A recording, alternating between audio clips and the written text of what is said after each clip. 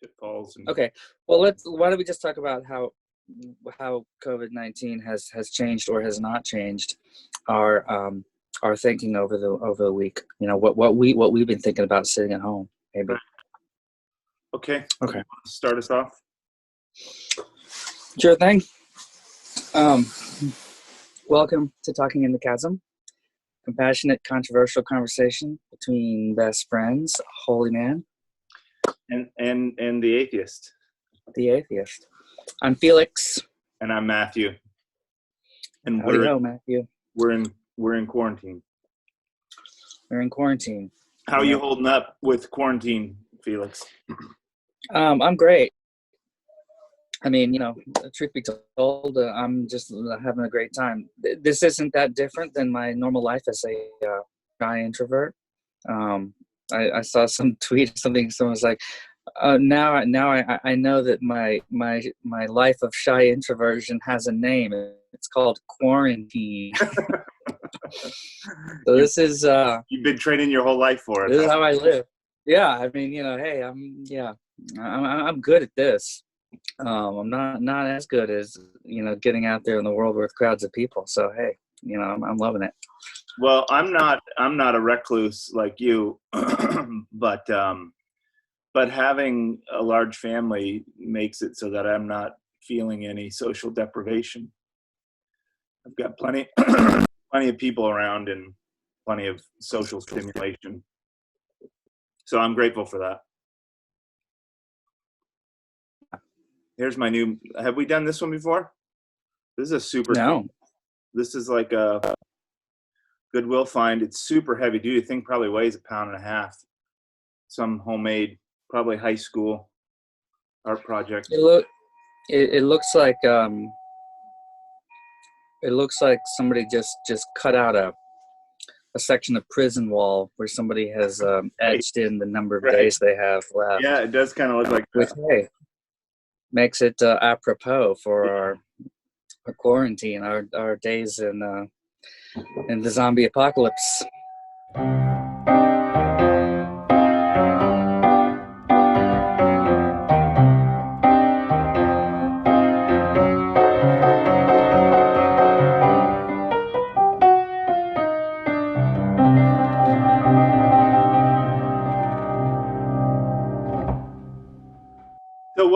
So what do we want to talk about today?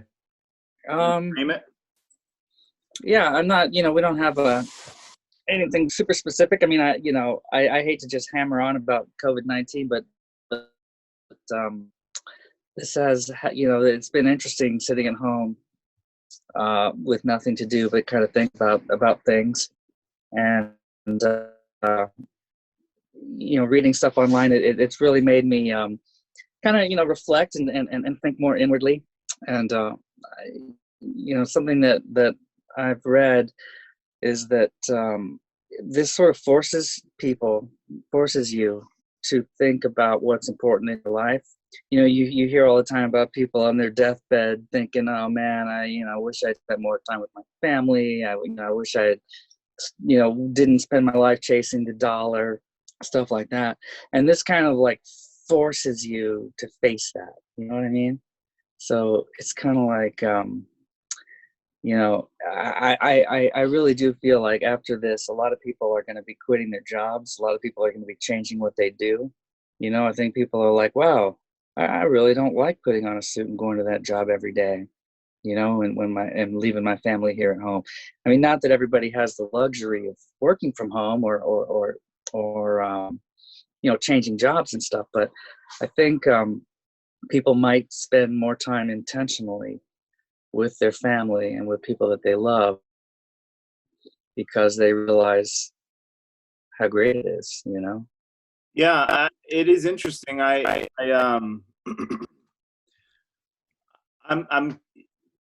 impressed with how adaptable people are. Like a lot more of us could work from home than we thought. That's interesting. Yeah. Eric and I were out on a supply run. I don't remember where we went, and we were driving by Mystic Valley Parkway. It was several days ago, and people were out walking with their children and their dogs along the river. It seemed like everybody was trying to maintain social distance, but I was driving down Mystic Parkway and I was like, this is like idyllic. Like, it's like all of a sudden Boston turned into suburbia. Everybody's out with their children walking and, you know, being families together. It also goes to show another opportunity for us to be grateful and to experience and to think about how much privilege we have in the West. I mean, I think I'm not discounting anybody's difficulties. There's a lot of financial troubles that a lot of people are going to deal with, but I think about this context. You know, we have friends in Uganda, and that whole country's locked itself down as of 2 weeks ago. Like, they were more proactive than the U.S. was before they even had cases, because they know if this comes there, it's just going to rampage the whole society. And so, you know, it means a whole different thing for them to quarantine when they're living subsistence lifestyles where they, you know, you got to go make the money to eat the food today. And the fact that we're not in that state is something to be grateful for. I mean, this definitely underscores our privilege. I mean, the problem is that we don't think about it anyway, and I doubt that people are changing their attitudes about that.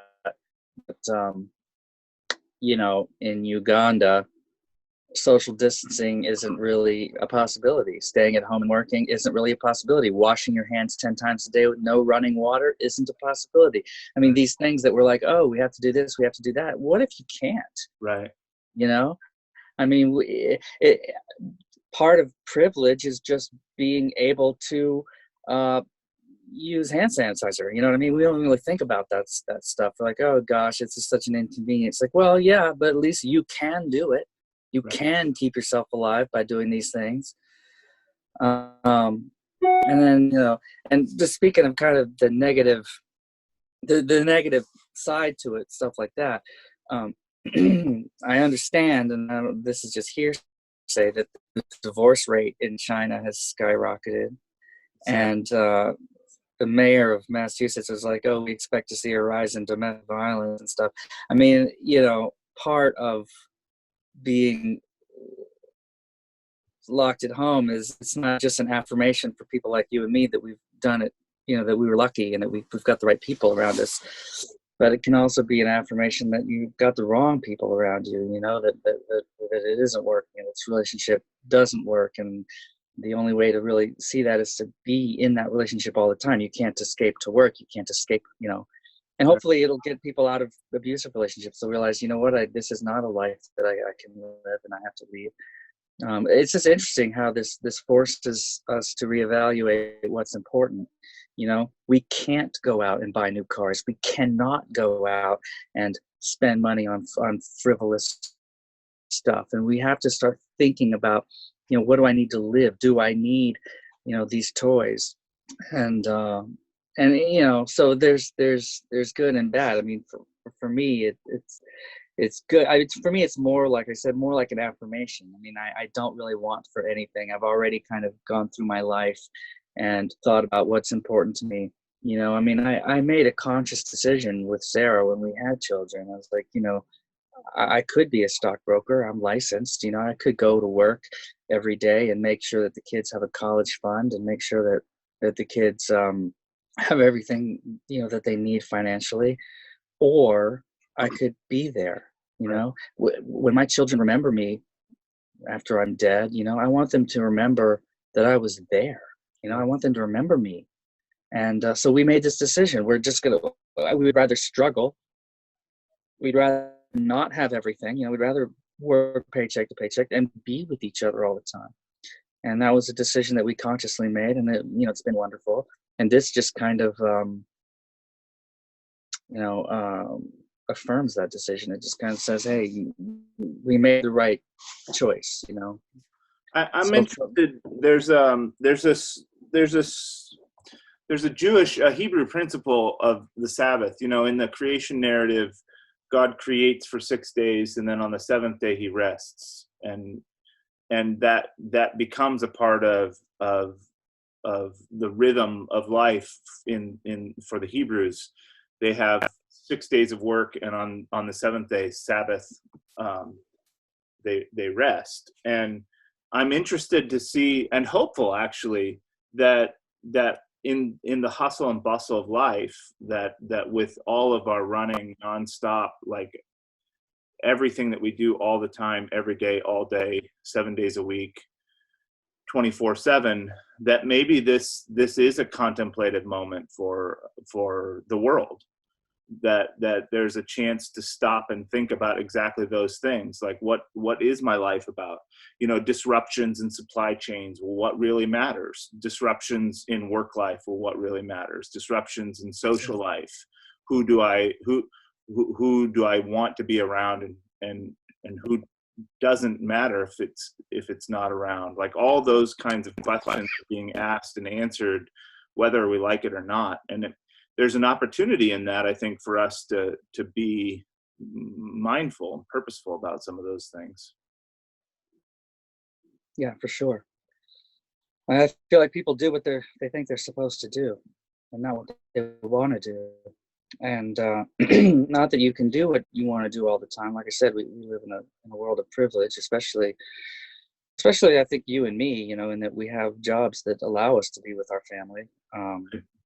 But I think a lot of people are going to be quitting their jobs. I think a lot of people are going to be like, wow, you know what? This is better. I don't want to do this. I don't want to go away from work. I don't want to go work all the time. I don't, again, it may not be possible. But I think people are going to start trying to figure other ways, even after this is all over. Right. So let's talk about some of the negative things that I'm seeing in the world from the last week. Did you see they took an Orange Line train out of rotation because some guy was going around licking the poles, and people coughing on people on purpose, and going out when they're tested positive into Walmart and whatever else? Have you seen all this? No, but they just don't want to be alone. It's like, I don't want to be the only one suffering. I prefer to suffer with other people. I mean, what's the rationale? I think it's just antisocial tendencies. Like, and I don't know where those manifest. Like, I'm used to antisocial tendencies manifesting in subculture identifications, like small groups. But the anti-human, like, I don't know if it's a middle finger to the aged. Like, I don't know if it's a youth protest. It's like, I'm young, it's not going to hurt me, so forget all you. I don't know what it is. I haven't been able to pay close enough attention to figure out, or if it's just stupid people. I mean, that's probably really what it is. Just people that are thoughtless. Yeah. Not thinking it through. Just trying to get a joke funny or whatever. Yeah. But there's another more. I feel like there's another more. So we can chalk that up to just the rabble and refuse of society. But there's a more serious contention happening over, like, I don't know what you call it. Okay, so I think there's 3 segments right now. There's people who are taking COVID very seriously and being respectful of their communities. I think there's people that say there's a conspiratorial faction that either says, I mean, everything under the sun, it's designed by the Chinese, it's designed by the Americans, it's to take away civil liberties, it's to whatever flavor of weird conspiracy theory you want to endorse. And then there's people, I think a third section, who are saying, yeah, it's bad, but we can't afford the fix. So we're just going to have to, like, this type of thinking would be chalked up with the same kind of, so these people would say, look, we know that people die on the freeways every day, and if we would lower the speed limit, less people would die in collisions. So if we just made all of our interstate travel 45 miles an hour speed limit, then we know less people would die. And we don't do that. There's this, like, cost benefit analysis that we are willing to allow a certain number of people to die to be able to travel at 65, 70 miles an hour on an interstate freeway. And they're looking at the economy in the same way and saying, okay, well, the poverty that's going to come from this solution, individually and corporately for a country, are not worth the people that we're potentially going to save. So those are three, I think, real perspectives that I'm running into all over media. Have you been following those lines of thought any? Not really. I'm actually, a while ago I made a conscious decision to sort of stop social media altogether. I heard a pretty funny quote, which to me is totally true, and that is that I used to wish I could read minds, and then I got a Facebook account, and I'm over it. I don't know. I get upset when I hear what people really think, what people really say, and as far as like conspiracy theories and stuff, I just don't pay it any mind at all. I do think it's funny that not funny, ironic, I suppose, that America now has more cases than any other country in the world. Right. And so our idiot president, he called it the Chinese virus, and there was a reporter that said, "Why do you continually call it the Chinese virus when Chinese Americans are getting bullied in the street? It's not the virus doesn't speak Chinese, Right. And he said because it originated in China. Yeah. And now there's so many American cases. Maybe we should call it the Yankee virus. We're gonna call it the American virus now. No. It's like anything else. I think it people that behave badly are going to behave badly, and you just sort of, you see it. I'm seeing a lot of kindness, I'm not seeing people licking subway poles, but I'm not in the subway. So I don't know. It's crazy. There was this really great movie called Grand Canyon. Did you see it with Steve Martin? I don't think it's really good. It's sort of one of those sort of character studies of a bunch of different people and how they kind of interact. But there was a scene that just really resonated with me, and this guy's driving his BMW in Los Angeles, and he's taking a shortcut through the hood, and his BMW breaks down, and then a bunch of gangster type people in a car see him stranded, and they stop the car and they pull him out of the car and they start harassing him, and they're going to take all of his money, and they ask him for his keys and all that stuff. And then a truck driver, tow truck driver, just happens to drive by and sees what's going on and gets out and basically saves the guy, chases everybody off and saves the guy. And the guy in the BMW is like, I don't understand, why they did that. I didn't do anything to them. Why is it like this?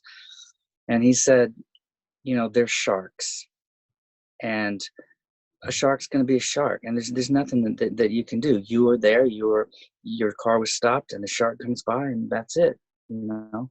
And what's interesting about that is, I used to think, with enough sort of love and rationale and talking and intelligence that we can do anything. We can stop war, we can stop people.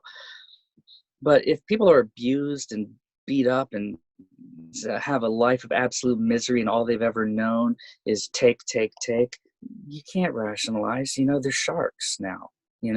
And not everybody can be saved. And people that behave badly are going to behave badly, and you don't know why they behave badly. You don't know what their life was like. But it just made me think about, that you can't sit down and you can't just tell somebody, gosh, you don't even know me, and I'm a really nice person, and why don't we sit down and talk? No, it doesn't work that way to somebody who's so far gone. And I don't know if this exacerbates behavior, if it makes people who are good behave better and makes people who are bad behave worse, because this is a time of crisis, because this is a time of extremes. You know, we're gonna hoard toilet paper because I'm a that kind of a person. I don't know. You know, like I said, I have not seen as much bad behavior because I'm just always tried to reject it. I've always tried to sort of turn away from that. Um, and I've seen a lot of good behavior because I'm a privileged white male living in Cambridge. You know, Yeah. I don't know. I'm seeing good because I'm surrounded by good people, I suppose. Um, I have a little bit of a different perspective, as you know. I mean, we've talked about this before, but in this case, in the case of people behaving badly in particular, there's some. I don't know if I've ever talked to you about it before, but there's in the the longest sermon that Jesus gives in the Gospels is in Matthew 5, 6, and 7. It's called the Sermon on the Mount. And it says. It starts off, it says, and seeing the multitudes, he went up into a mountain. And when he was set, his disciples came unto him, and he opened his mouth and taught them. And then there's these very, very famous passages of the Bible. The Beatitudes is one of them, where he says, blessed are the poor, blessed are the meek, blessed are they which hunger and thirst, blessed are they that mourn. Like, it's a very counterintuitive blessing, because the Old Testament form of blessing was about money and wealth and opulence. So it's this like recalibration throughout. But in that discourse is where the clearest statements about loving your enemies are. It's where Jesus literally says, love your enemies. And in that passage, he invokes three analogies. He says, if any man smites you on your right cheek, turn to him the other also. And if any man shall sue you at the law and take away your coat, give him your cloak also. And if any man compels you to go with him a mile, go with him twain. That's King James language. But there's three examples. And I grew up thinking that those three were just like random, like there wasn't much meaning to it except for some illustrative purpose. But there's actually there's a guy by the name of Shane Claiborne. He does some really interesting stuff in Philadelphia and an intentional community. He's a fascinating guy. I should tell you about him some other time. But he wrote a book where he put together some thoughts on those three examples, and they're actually quite striking. You know, if I was to smite you on the right cheek, like we're facing each other now, I wouldn't punch you in the right cheek, given that most people are right-handed. If I was to smite you on the right cheek, it would be a backhand. And I think what that means is that it's a dismissive gesture. It's something that in the old world you would have done to a child or a slave or a woman, someone who's beneath you in status. And when I would smite you on the right cheek to dismiss you, then you would turn the other cheek to me. And what that really is an escalating gesture. Now then, if I'm going to carry through my violence against you, a backhand is not sufficient, and it means balling up my fist and punching you. And the inferior person has escalated the conflict.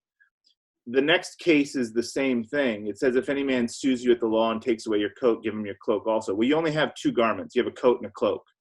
So this was also appealing to some Old Testament. There was a law that said that you could sue a man and take away his coat, but not his cloak. That was a limit prescribed in Leviticus. Well, among the Semitics, it's a shame to be naked, but it's more shameful to cause nakedness.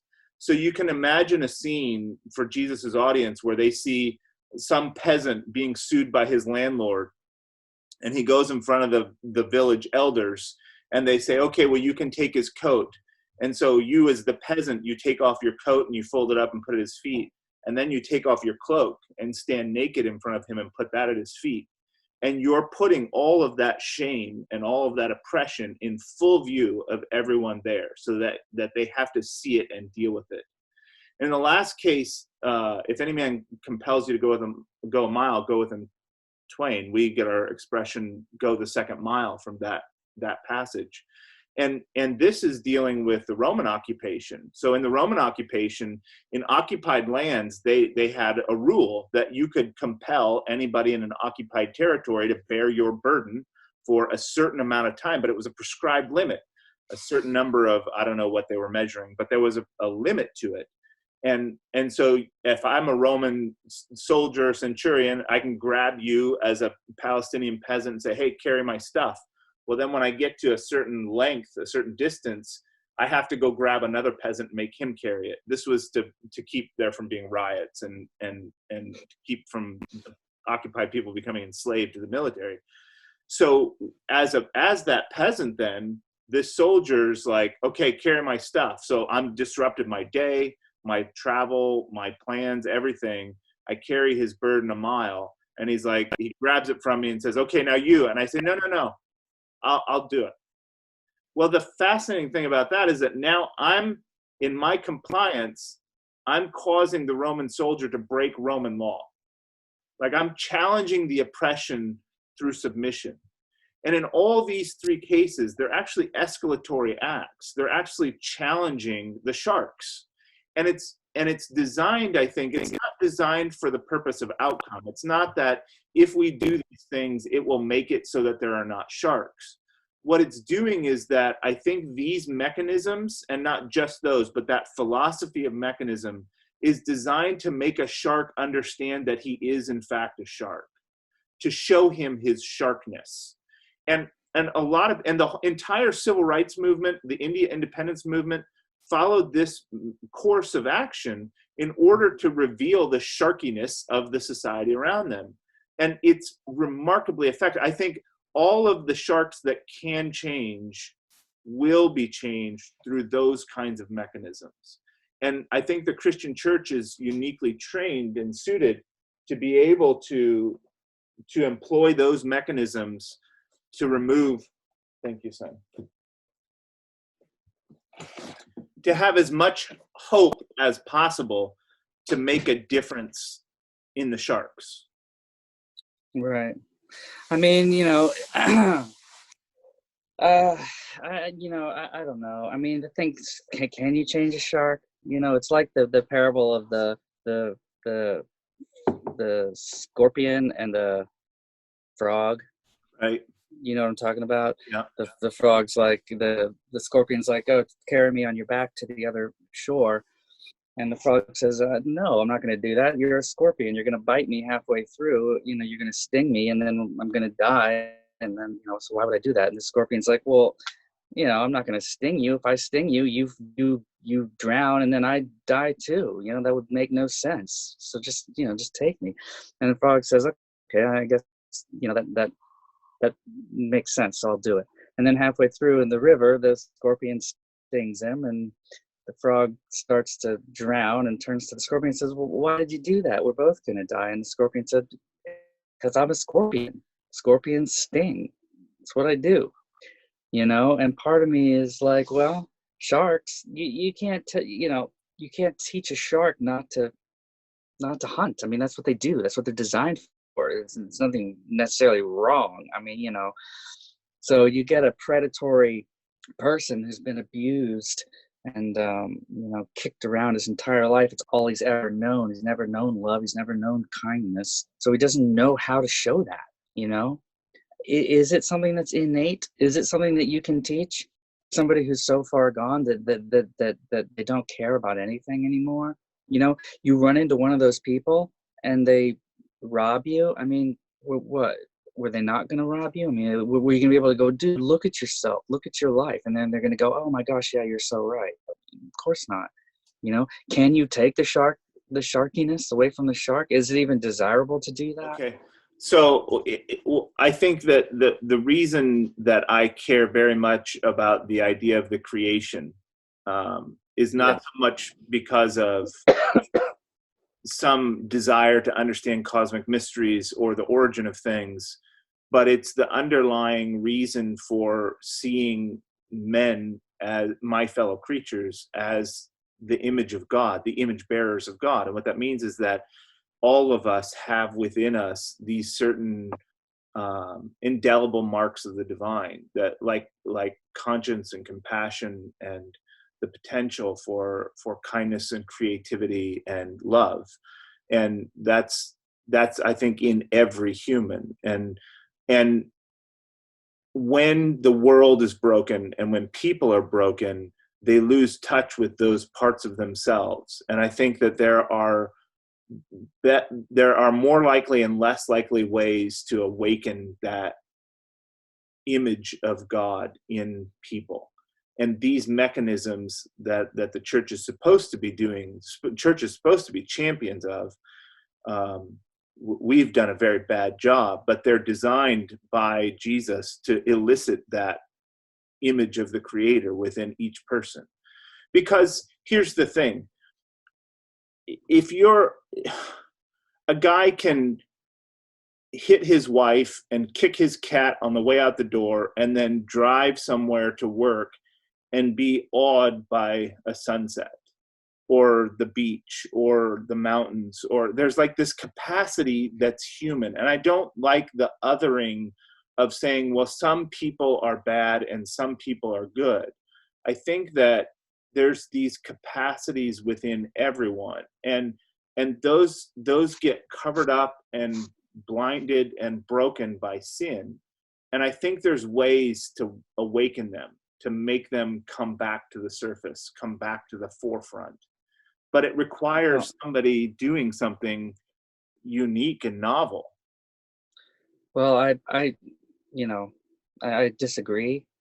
Unfortunately, I mean, I hate to disagree with that, but I'm fascinated with serial killers, and I read lots of true crime. It's kind of one of my things, and when they serial killers as being, there's this whole school of thought, are they born or are they made? Is there some sort of defect in the human brain, or is it something that's, and they've kind of come up with for serial killing, they've come up with the idea that it's sort of a little bit of both, right?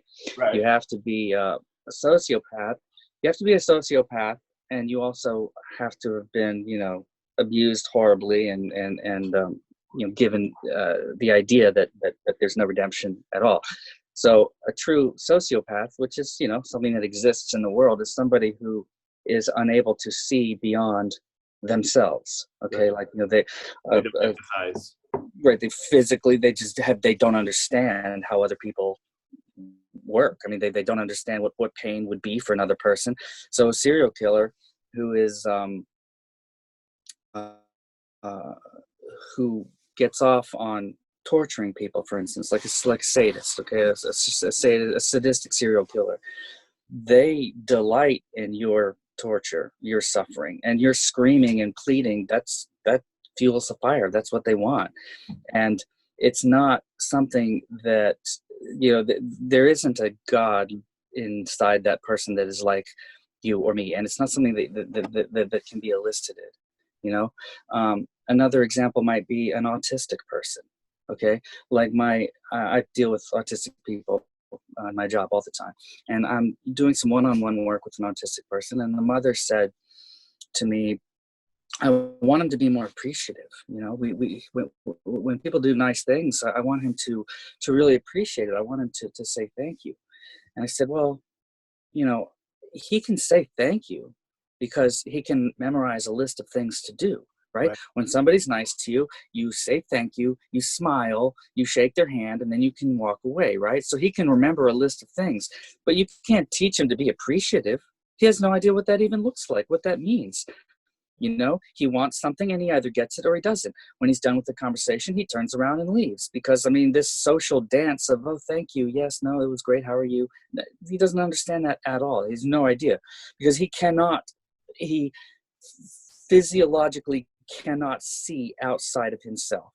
It's not that he doesn't understand how other people work. He doesn't care. He does not have the ability to care. Right. So I don't know if you would consider that something that's broken, but it certainly isn't something that's fixable. You can't teach a true sociopath to understand other people, to actually feel what it's like to be someone else. you Well, know?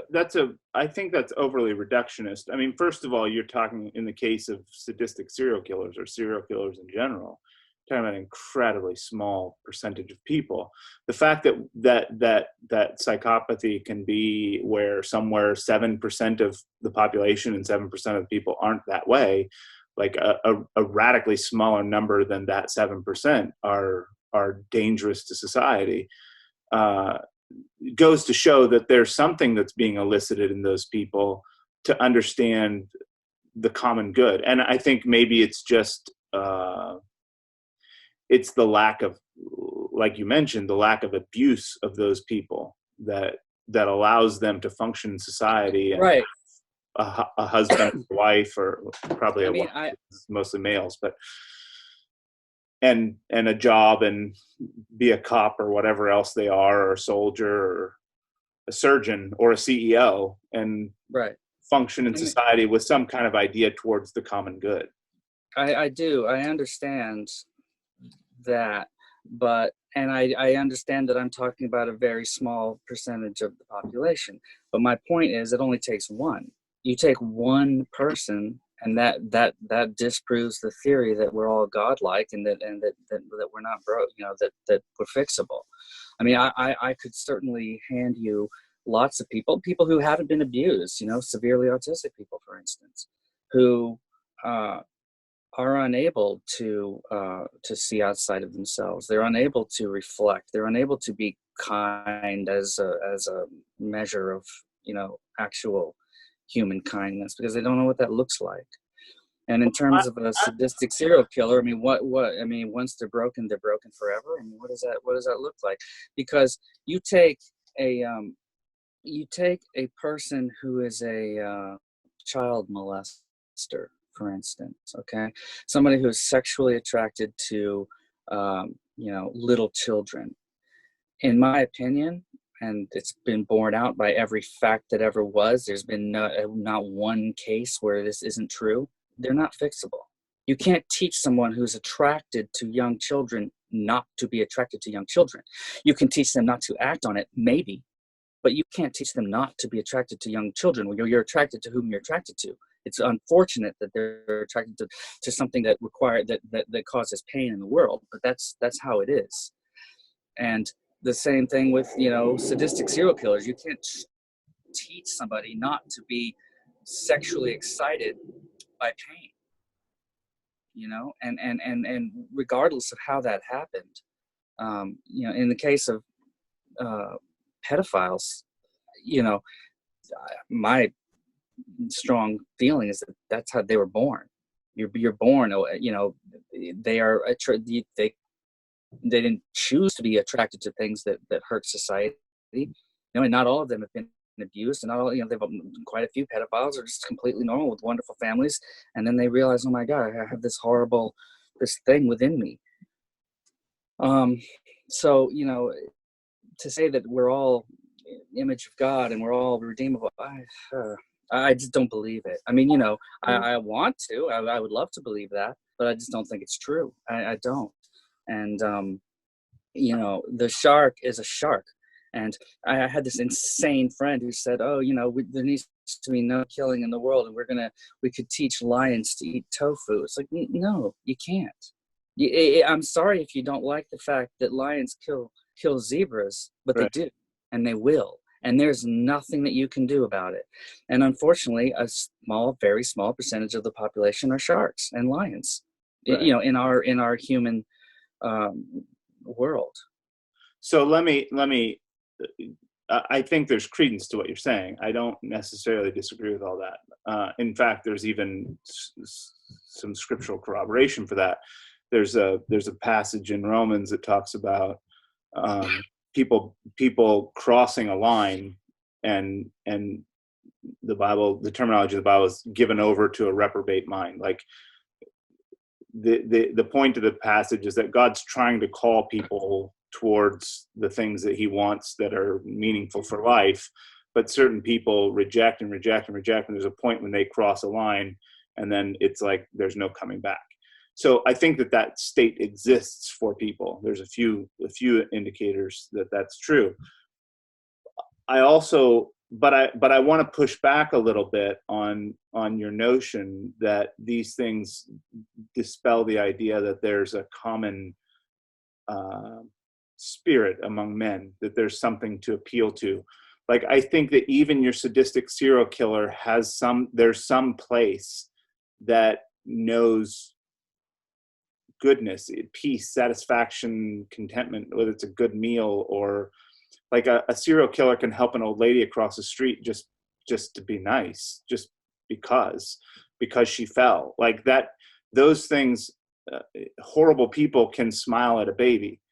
You know, there are these moments of light in everybody's life. And I in my work, which isn't quite as extensive as yours, but is fairly extensive with the developmentally disabled community, even among nonverbal, profoundly disabled people, there's these sparks of connection and these like moments of, I don't know, gratitude, humanity, joy and pain that are human, are ultimately quintessentially human. And I think that ties all of us together and is something that can always be appealed to. I don't think it always works, but I think it's the most likely thing to work. Like, because I know that there are, so here's the counter positive. There are people who do change in some radical circumstances. What causes their change? So maybe not everyone that's a shark can change. Maybe not everyone that's horrible will change, but some do. What are the mechanisms to get those who will to do so? Right. I mean, there are people who are, who are good people who are abused and taught nothing but anger and hate, and then they're adopted by a loving family and turned around. That's true. The sadistic serial killer, the only reason that the sadistic serial killer would help a lady who's fallen off the ground is if people were watching and they were trying to act like they think that they should act. A sadistic serial killer that sees a lady fall is not going to care. Because they don't see outside themselves. They wouldn't give it 2 seconds of thought, because the only reason that a sadistic serial killer acts well in society is because they want to preserve their freedom. And so they look around and they're very good at sort of seeing how to act, how they're supposed to act. They see other people act a certain way, and then they realize, okay, that's what I have to do. When an old lady falls, you're supposed to say, oh my gosh, are you okay? And then help them up. In reality, were nobody to be watching, they just wouldn't even bat an eye. Well, if I ever encounter a serial killer, I'm gonna still appeal to his humanity. Now, maybe that's not gonna work. Good luck with that. But according to you, nothing's gonna work anyhow. So might as well go with the weapons I got. Yeah. I mean, again, luckily it's a small percentage of the population, but whenever I see a court case, and they're like, okay, he's molested 13-year-olds, and but he's been rehabilitated and he's going out in the world. Just think, oh God, I hope he doesn't move into my neighborhood, because that's not rehabilitatable, and what unfortunately what needs to happen with sadistic serial killers and child molesters is they need to be separated from society, because there's that can't be something that's changed. Right. And if torturing people is what makes you happy, and that's, again, is that a sin if you don't understand the difference between right and wrong? Is it, a serial killer just does what he thinks is makes him happy, and that's what you're supposed to do. You're supposed to, make yourself happy, and it's how it does that. Torturing other people is the way that happens, and that's what you do. So another part of me is like, nobody does anything for the sake of pure evil. Nobody does things for evil. They do things because they misunderstand, or they are broken in a way, so these are, a severely autistic person is there is no spark that's gonna, the spark of understanding. You're not gonna one day go, oh my gosh, that's how you feel when I say this.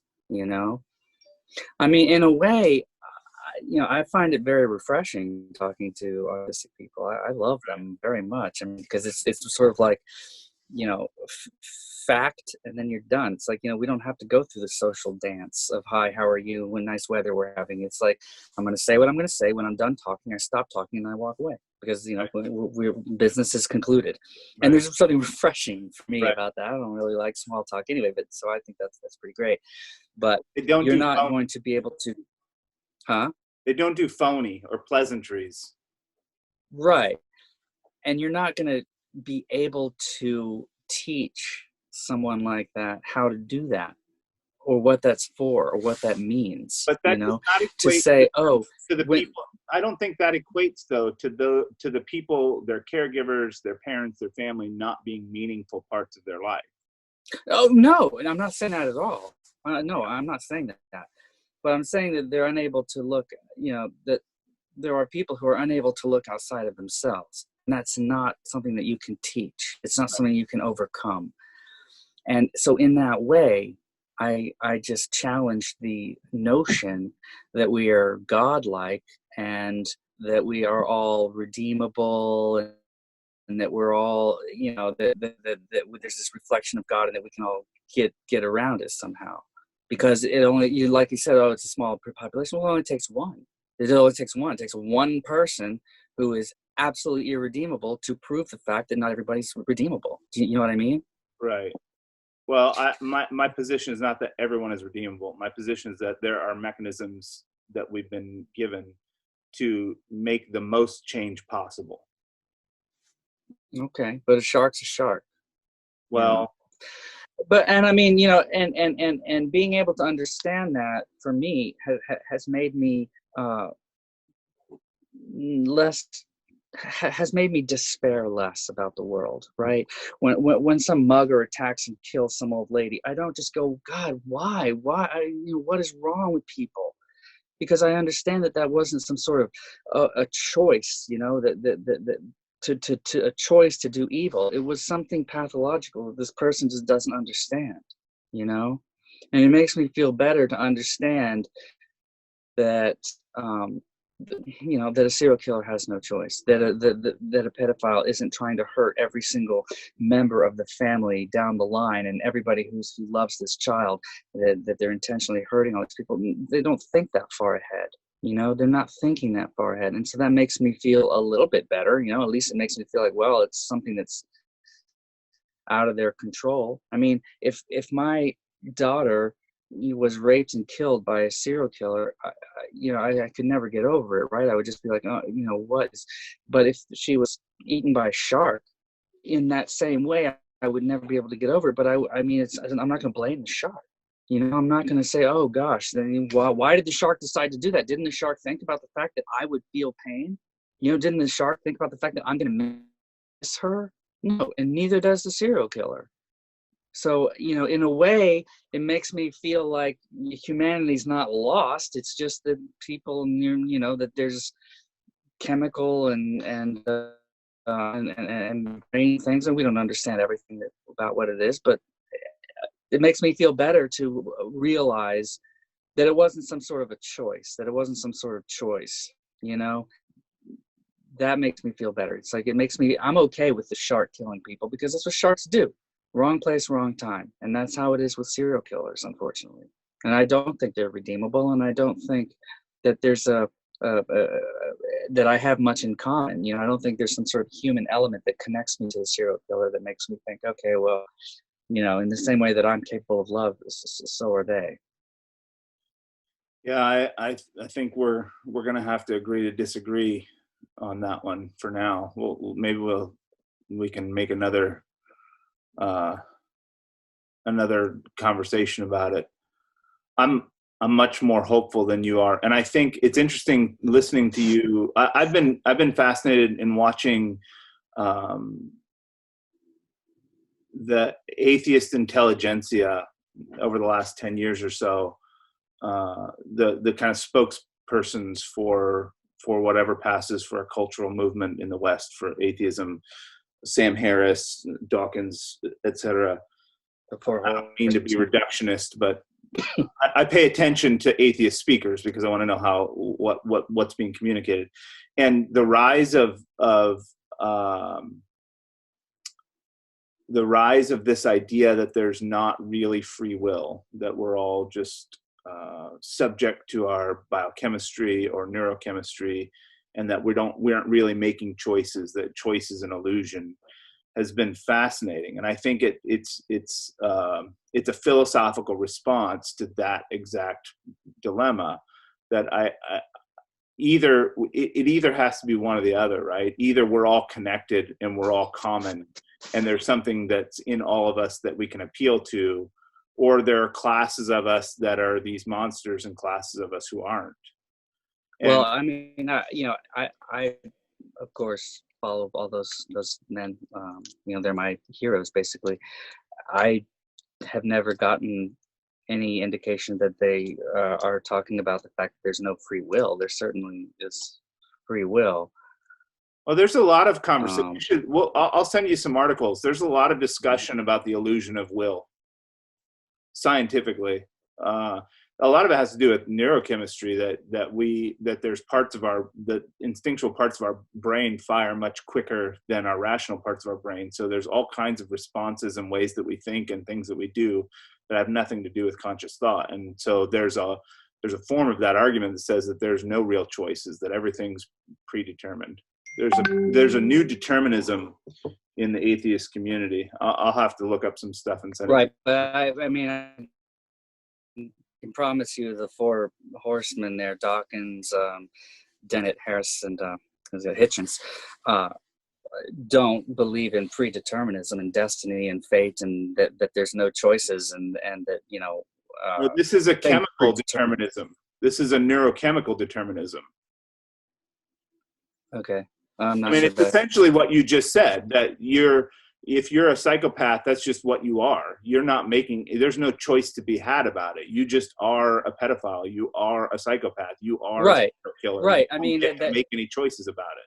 Right. And somebody that's born with no arms has no arms. Right. So it's, to me, yes, that is true. You are born, neurochemically, biologically, you have what you have. And some rare cases, there is, sociopathy, whatever it is, 2% of the population are psychopaths. And most of them become, CEOs and use their ability to divorce themselves from feeling in a way that's beneficial to themselves and possibly society, if you could think of that. But the serial killer has that, plus horrible abuse, terrible outlook because of that sort of abuse. There's a hope that's been absolutely extinguished. I mean, I'm not suggesting that sadistic people are born sadists, right. but I am suggesting that psychopaths are born psychopathic.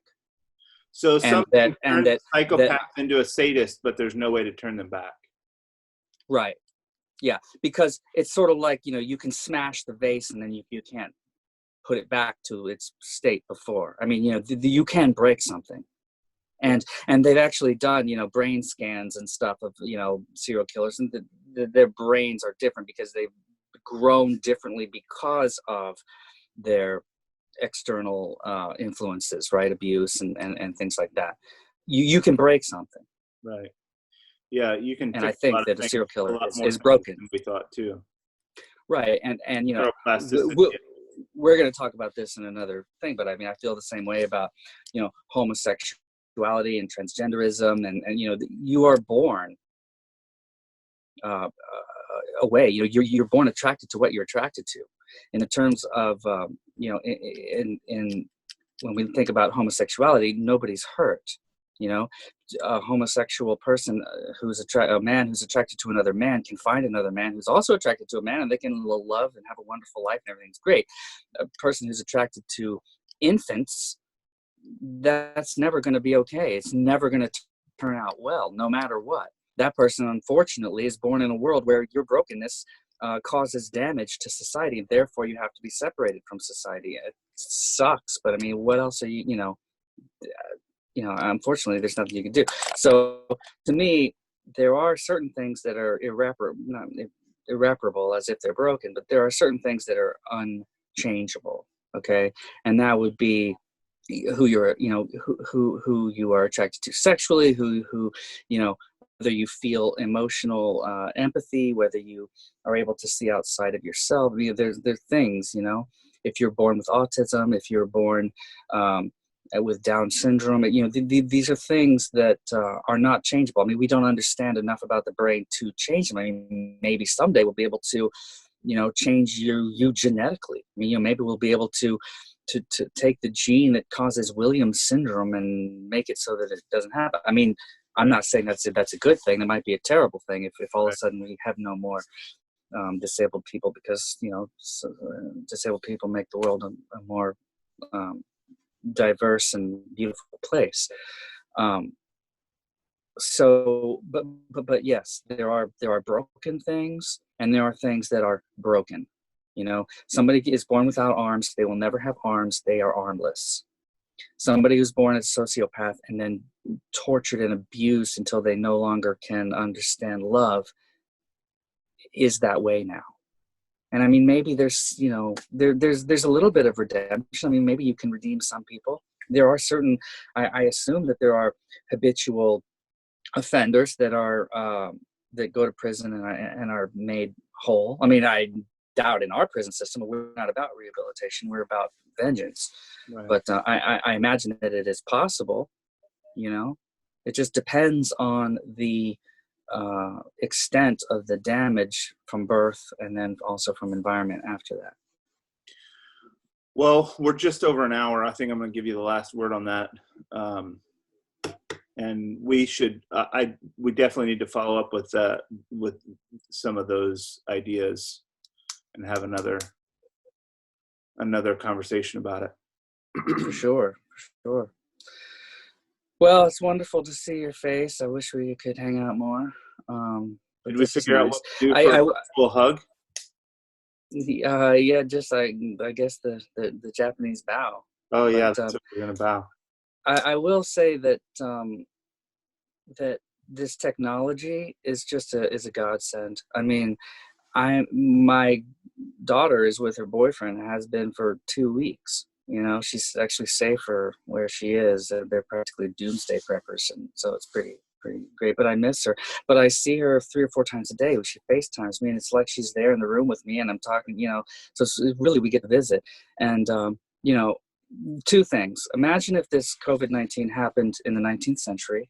All right, where you're just isolated. That's it. You don't see your neighbors. That's it. We don't see each other. I don't see you. I wouldn't see you for months or years or how long this is going to take. And then also imagine if this happened in the middle of winter. You know, like right now. I can go out into the yard and I can talk to my neighbors by standing 10 feet away from them. Right. If it was 6 feet of snow outside, we'd never see anybody else. So we have those to be thankful about at any rate. All right. I will bow to you. Bow to you. I love you, Matthew. Love you too. We'll talk to you later. See you later. Okay, bye. Bye.